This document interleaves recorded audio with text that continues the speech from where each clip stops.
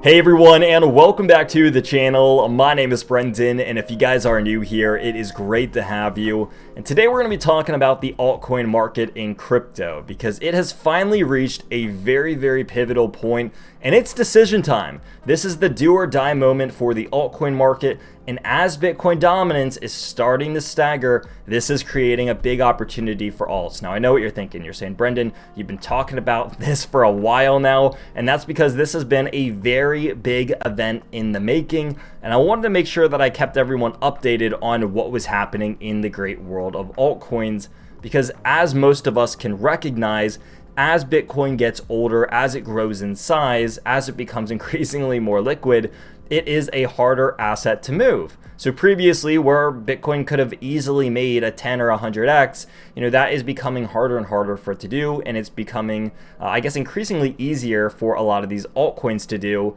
at least in comparison to the size of Bitcoin.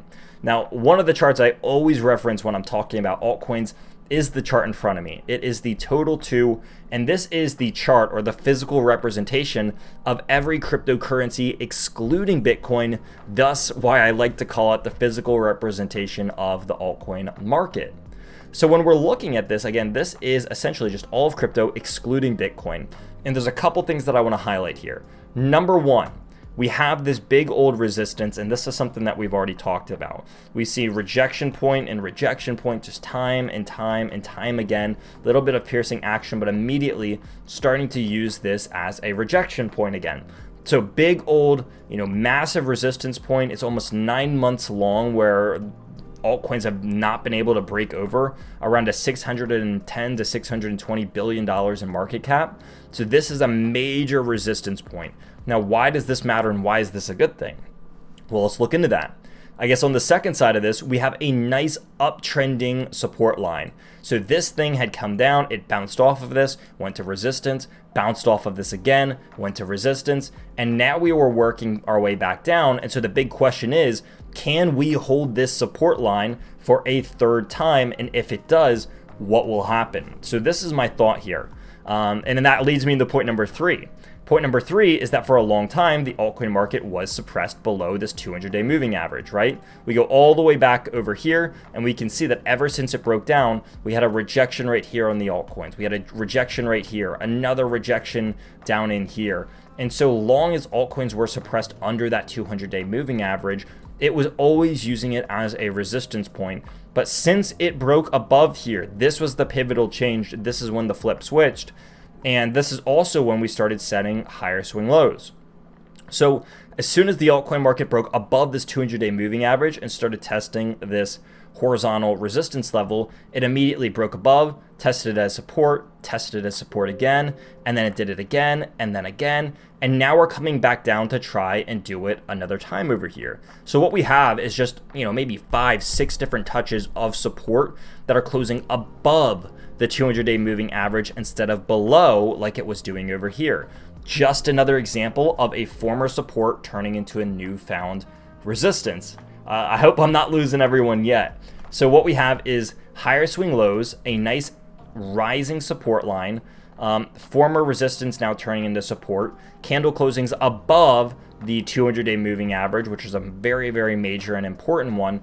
And even while the total 2 was above the 20 and 50 day, we saw these candles over here, which they were closing above it and testing it as support. So even in the past, since the golden crosses happened, we have used all of the major moving averages as a support. Now, why is this a pivotal moment?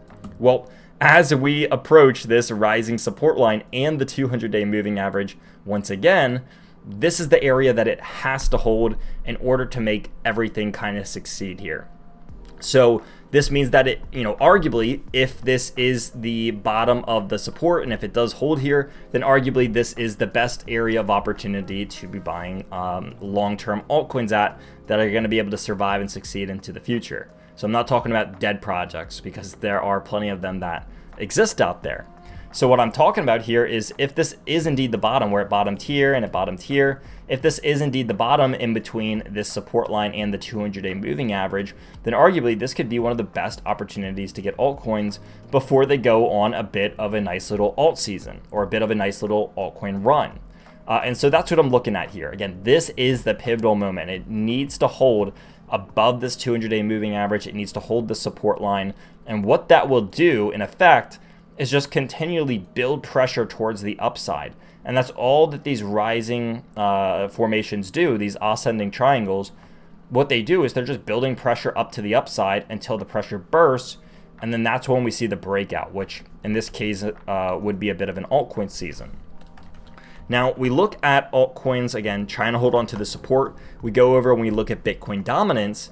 This thing is at that historical topping point. I don't need to beat this into the ground because I've made plenty of videos on this already. But, you know, this is the point. If Bitcoin dominance really falls and rejects here, we could see alts go up. And there's plenty of room for alts to move as Bitcoin dominance falls. And I think that as we get closer to the halving, you know, we might see Bitcoin dominance continue to stay strong. And then after or around the time of the halving, you know, that's where I think we're going to start seeing altcoins flip over. So, you know, this is a really long-term, I guess, kind of view on all this. It's not something that's going to happen today or tomorrow, you know, maybe not even by the end of this month. But I think in the coming months, we will start to kind of see a paradigm shift. You know, it's normal to see Bitcoin dominance rise as we are leading into that pre-halving era as people get excited. So it's normal to see Bitcoin dominance rise going into that and then to see it, you know, kind of taper off. So the last thing I wanted to do here is, as promised, take a look at Ethereum. And this is a bit of just my very beautifully drawn prediction that I have for Ethereum. And the things that I want to note here is very similarly to the Total 2 chart. Ever since Ethereum was able to break above the 200, tested as support not once, but actually twice, and then it saw an immediate breakout. And so former resistance was tested as support, and then it had this former resistance zone, which it immediately broke out of, retested, and then go. So what we're seeing here is break, hook, go, break, hook, go, and it's just repeating on this cycle. And so now we're working our way back to support via a falling wedge here.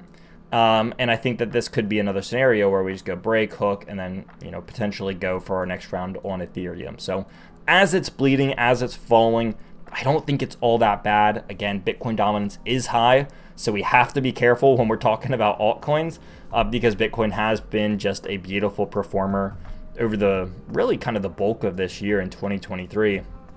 But with that being said, I think alt season is coming. Again, is it today? Is it tomorrow? Very likely no. But I do see a beautiful setup that is setting up a very nice alt season. It's in the making. It's in the works. Fundamentally, you can see it happening in the background with a lot of these funding rounds and fundamental activity. And then also just technically, we can see it on the chart. And so I think the big thing that we're looking at here is how can we make this altcoin succeed when it comes to transaction fees? Because that's a big question on people's minds. And that is going to end up coming, I think, down to a lot to do with how layer 2s are able to handle this traffic.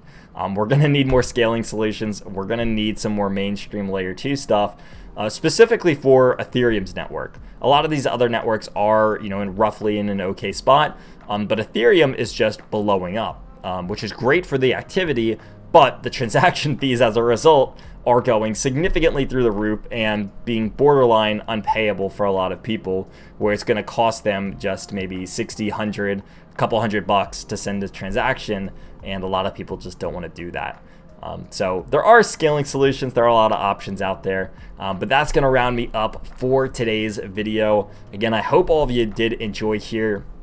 There is a lot happening in the background, and you know, I appreciate, or I enjoy, I think that's the word I was looking for, I enjoy that I get to be the one to bring all this information to everyone. So all that I ask is that if you like the video, consider sticking around for more. Smack the like button, smack the subscribe button, and I will see all of you in Friday's video.